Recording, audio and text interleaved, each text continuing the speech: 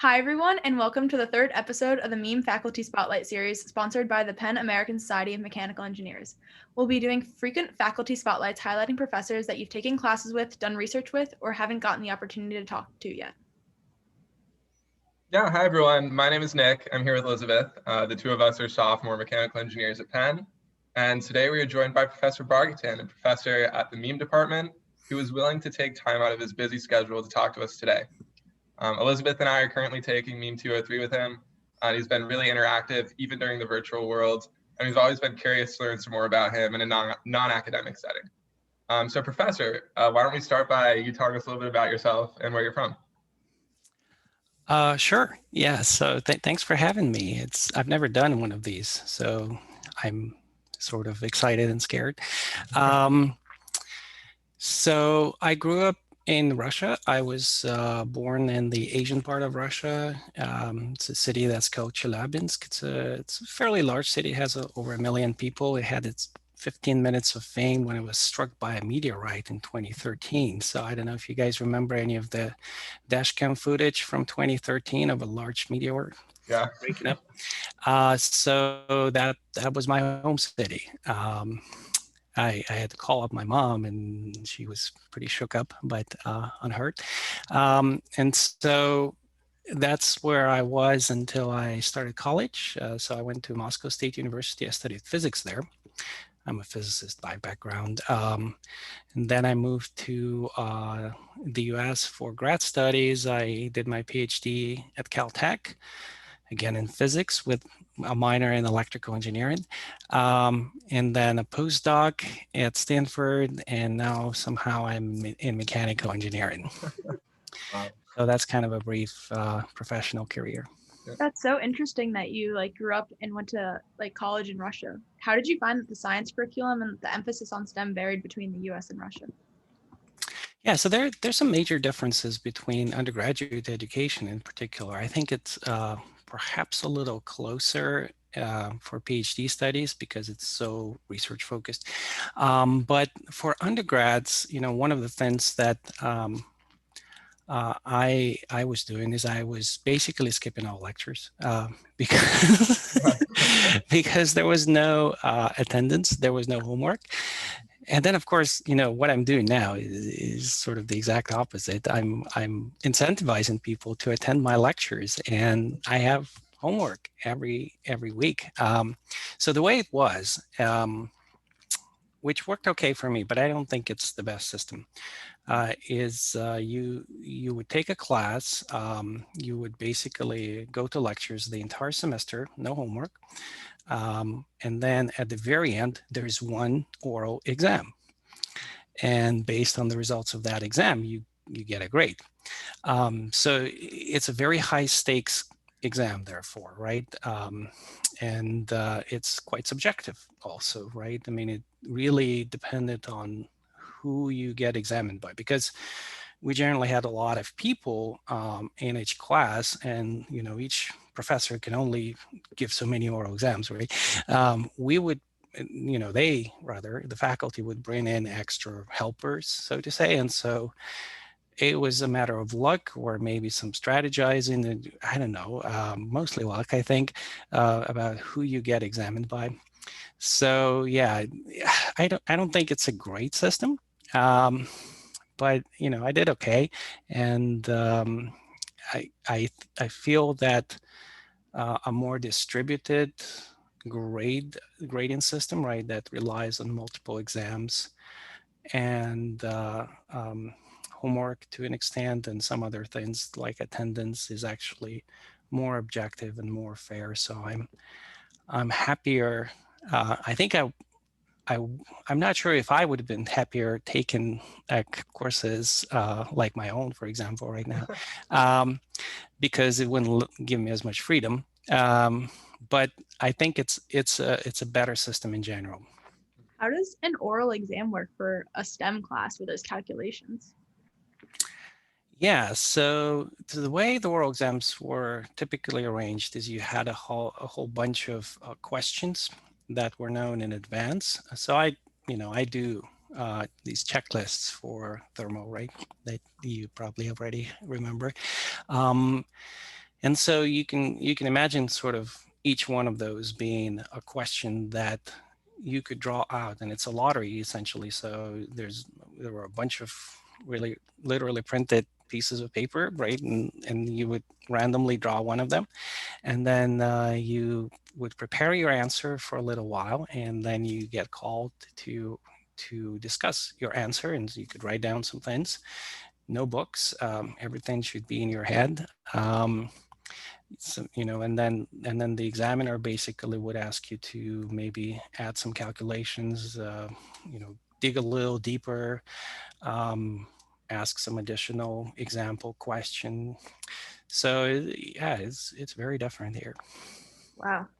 I guess transitioning a little, how have you been spending your time outside of teaching and like research during COVID? uh, Mostly on the schoolwork, just not my own. I have two boys, right? So actually, I should say that my wife is doing most of the. I think they're called teaching assistants.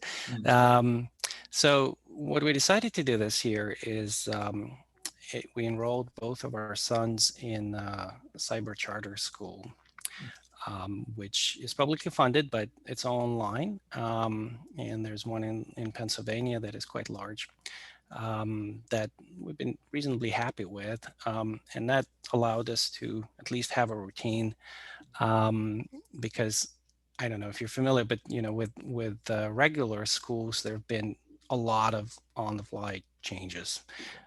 Closed, open, closed, reclosed, online only, hybrid, and so for this year, we thought it would be better to just have one thing, and then we're hoping to just come back to normal school next year. But anyway, what that means is that there's a lot of work that they need to do on computers, and our sons are in first and third grade. The third grader is can more or less work by himself, as long as you don't let him watch YouTube videos. But the first grader needs quite a bit of help, and so my wife is doing a lot of that. I do a bunch of that. I do a lot of cooking. So yeah, it's a big hit to productivity. The fact that we we have to do all of these extra jobs basically that we normally outsource, for the lack of the better word, to teachers and other care providers. But it's been enjoyable in its own ways. But I'm looking forward to getting back to normal, hopefully in the fall. Yeah. Do you have any time for any hobbies? Not much. No, I'm not sure I can say I have a hobby. There are certain things that I enjoy listening to and watching. Every once in a while, we watch TV series with my wife, usually after the kids go to sleep. And I like listening to some kinds of music, but I don't think that qualifies as a hobby. One question that I really wanted to ask, because I listen to Russian rap, was if you listen to Russian rap. I have occasionally. It's not that I know a whole lot about it, right? I mean, for somebody that grew up in Russia, my favorite sort of the music that I most often listen to is actually Broadway. So I'm a big fan of musicals, and it's quintessentially American, you could argue. So, I've heard that it's gotten a lot more interesting than it was when I was in Russia. It was probably non-existent back then, or barely existent. So yeah, I don't know a whole lot about it. Okay. Yeah. Okay. Well, I think that's good for hobbies and interests. We can move on to career trajectory, maybe. So, did you always know that you wanted to be a professor? No, of course I Okay. didn't know any of it. I mean, I think there are very few people that have a desire to become a professor when they're young and are actually successful at it. I think they may be children of other professors who do well and become professors themselves, but I think most professors are probably not in that category. And for me personally, I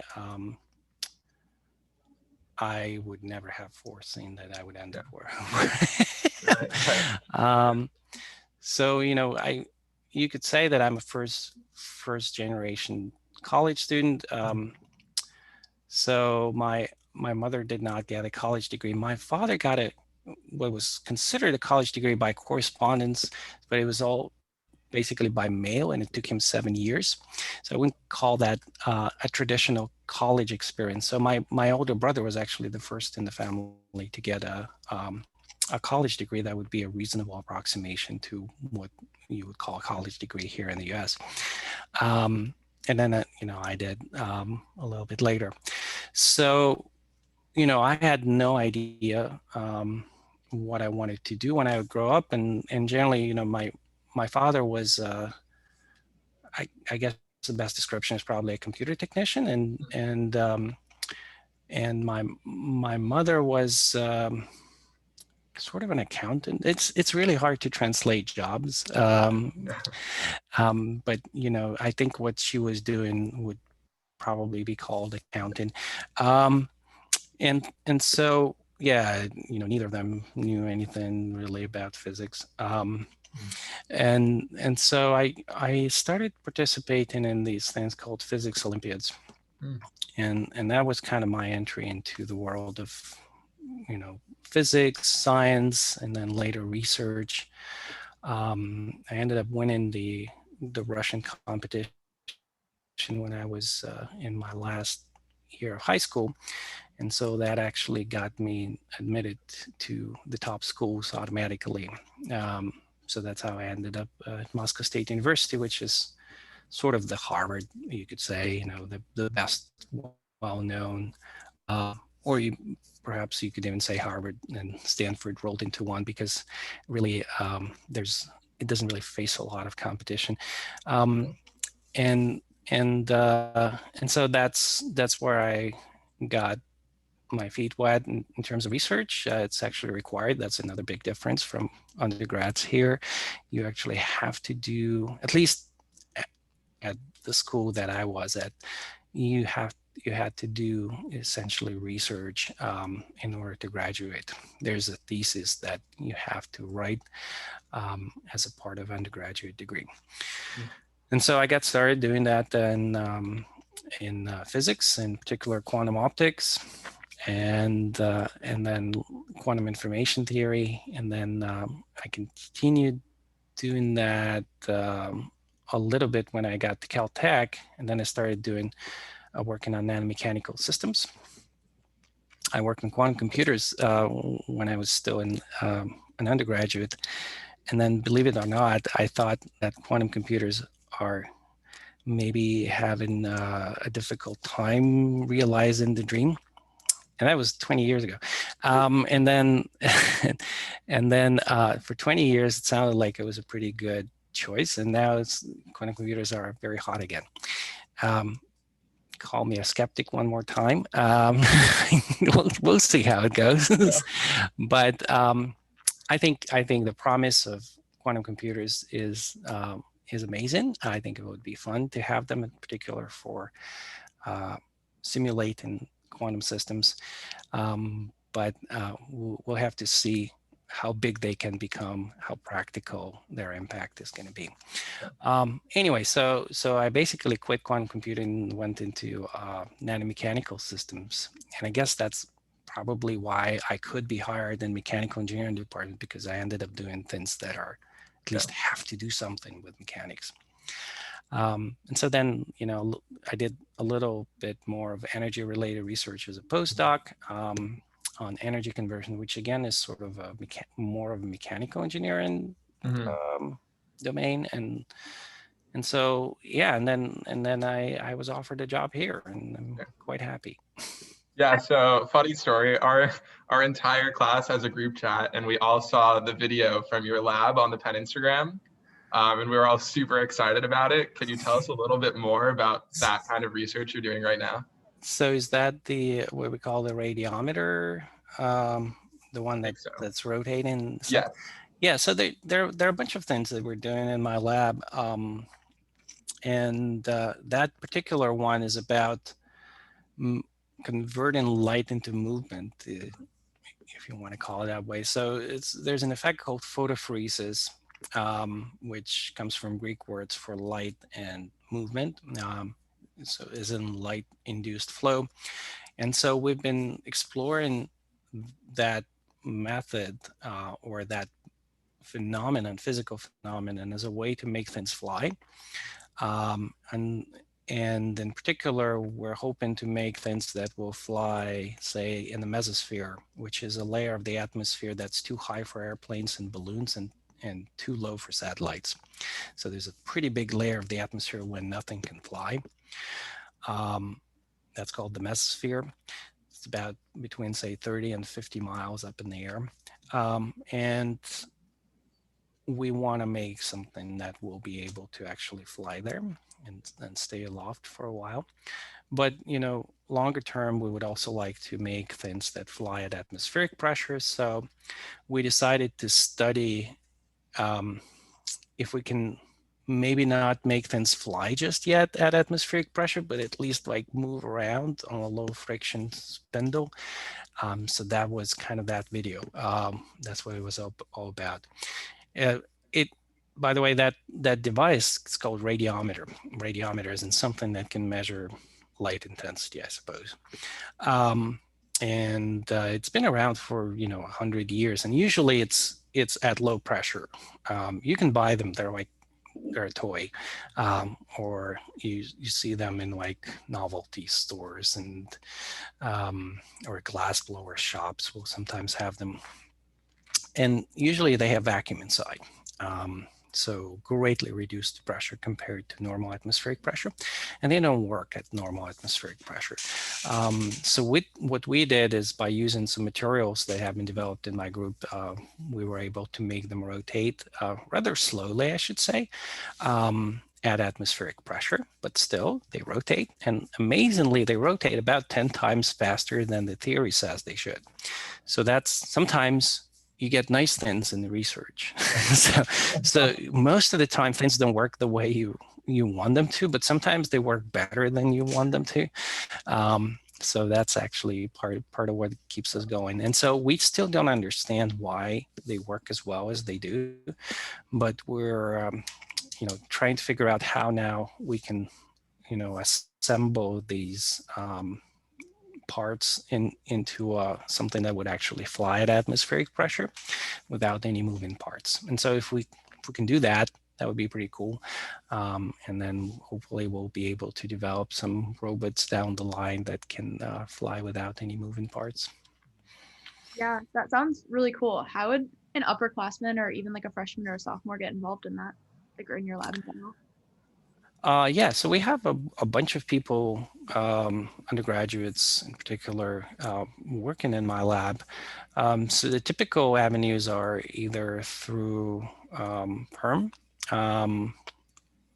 through the Viper program, I think, for those who are in it. And I realize that not everybody is in it, but the Viper program is nice in that it provides funding actually for summer research. And I also just had people volunteer in the lab, right? I typically am not in a position to pay for the research that undergraduates can do in my lab. But, we've engaged with people who just want to volunteer basically and learn something by doing some research. Of course, it's gotten a lot more difficult in the COVID times and Zoom era. So hopefully we'll get out of it this summer, because I think it's quite limiting in terms of what you can do research-wise over Zoom. It basically is limited to simulations. And for undergraduates, there are only so many things you can try to do, especially like, I guess for upperclassmen, they've taken a bunch of classes, but say freshmen and sophomores, usually it's hard to even explain what we're trying to simulate. But if you do lab work, they can just come and see, well, this thing, this flies, and, how do you adjust the light to make it fly and so on. So I think it's a lot easier to understand what's going on and contribute to the projects. Yeah, that's super cool. Transitioning a little more to your teaching side, what classes do you currently teach? And is there a reason that you ended up with those courses specifically? Yeah, so I teach thermo, as you know. And so I've been teaching it since I started here at Penn, and I think they hired me as a sort of a bit of an oddball in terms of my background as a physicist, and looked at what can I possibly teach, and decided that thermodynamics is close enough to physics, which is not quite true. So the first time I was teaching it, I knew about a half of what's in the course that I teach right now from my physics courses. And then the rest is like, I had no idea. Yeah. Like, we covered enthalpy, but I had no clue what it's good for, because we never considered control volumes in physics classes. Physicists kind of approach many things in rather unusual ways. And, now that maybe I'm at least not only a physicist, I sort of can compare and contrast. And it's interesting because a physicist sort of learns that there is the Carnot engine, which is the best possible engine you could have.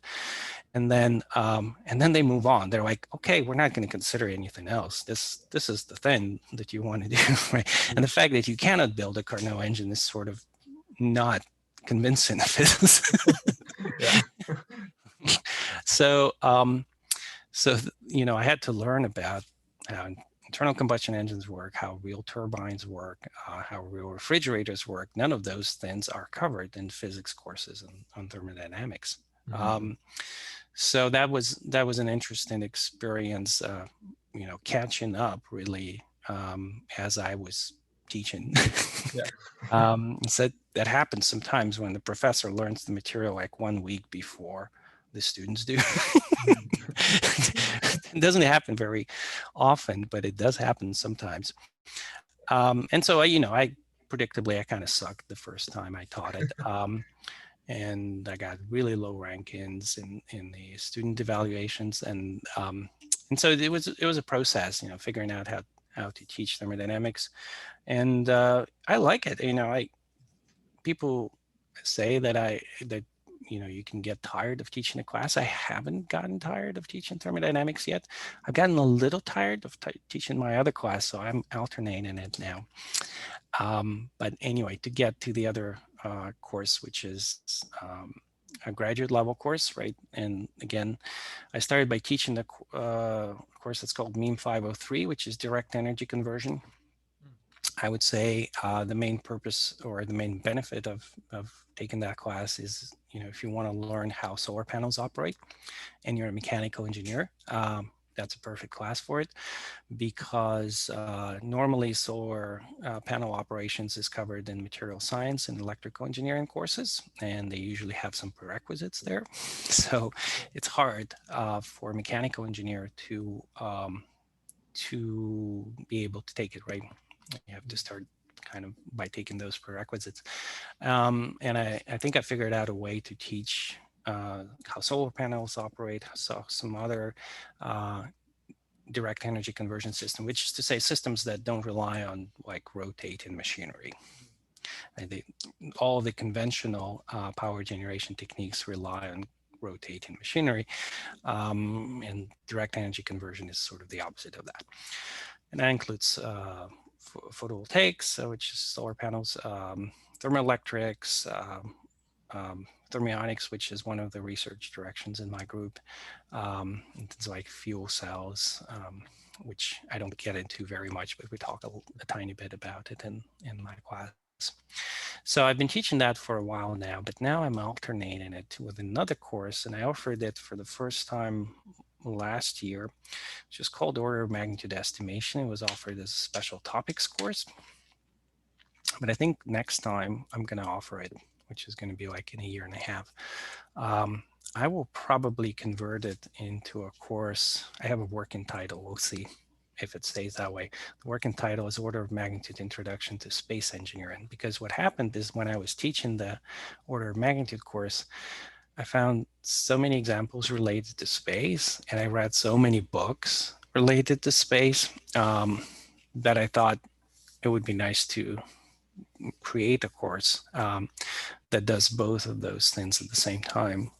Order of magnitude estimation and some introduction to basics of space engineering, because I think when it comes to aerospace, we kind of have some courses related to aero, but not the space part, right? So I think that's a pretty clear gap in our curriculum, and so I think hopefully my course is going to help to fill that. Yeah, that I sounds. have one more question. And Go oh, ahead. sorry. I have one more teaching question because I'm always interested. What are your thoughts heading into a lecture? Are you nervous? Are you excited, confident, curious? Like, what are your thoughts? I was really anxious and scared at the beginning. I think over the years I've gotten more relaxed, and yeah, it's interesting because the first years that you teach something is you work the hardest on the teaching, and usually you suck at it, and so it's a really difficult, emotionally and mentally, because you spend so much effort on it and it still doesn't work. And then many years later, you kind of figure it out and it becomes a lot easier and it's enjoyable. And the students seem to like it a lot more. So in some ways, it's very unfair the way that process works. But I suppose it's like with learning or anything in life, right? The beginning is very frustrating and then you get better for it and it's actually more fun and enjoyable. Yeah. So right now, I actually look forward to it. Do I feel, I suppose I feel much more confident than I did before. I know most of the questions that I think you guys are going to ask. But sometimes I get surprised with the new question. But then again, I also feel that I can come up with an answer on the spot, even to brand new questions, much better than I did. So teaching something for many years actually allows you to learn the subject. So you discover all these interconnections between different things in the course. And when students ask about it, you're like, yeah, it's there. You're right. Good job. Great question. And so, so I think there's a lot of benefit to teaching the same course over and over.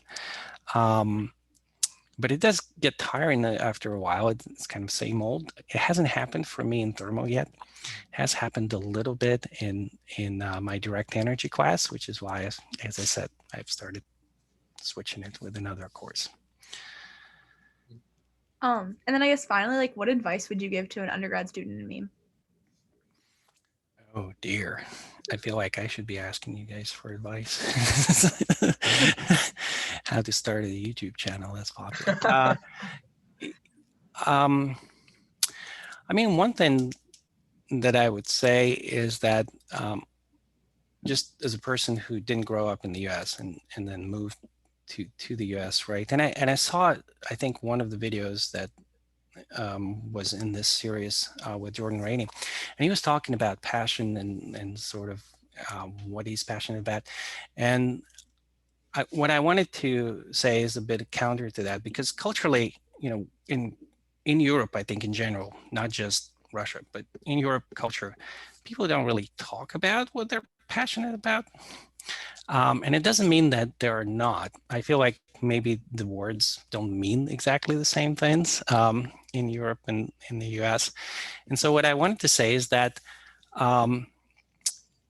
it's okay to spend time looking for what you're passionate about. And I think college is a great time to do it.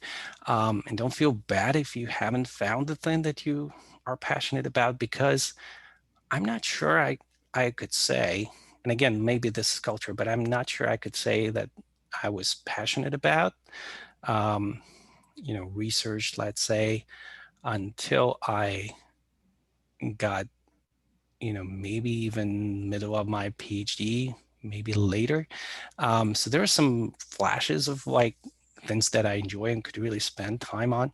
So I think passion, to me at least, is a deep interest in something, and then the understanding that what you're doing is meaningful. That those are kind of two major ingredients of passion. And then on top of that, you kind of probably should be good at it. So if you're passionate about it and you're good at it, I think that's a path to having a fulfilling professional life. And I think it's very helpful in life in general to have a job that is fulfilling and brings you joy. And I think it's worth investing time trying different things and trying to find, no matter how long it takes, try to find something, a job that you will find enjoyable. Yeah, I think that's a great way to wrap this up. So with that, we'd like to thank Professor Bargatin for taking time out of his day, out of his engagement day, to join us. And we hope everyone enjoyed listening and that you guys will join us next time.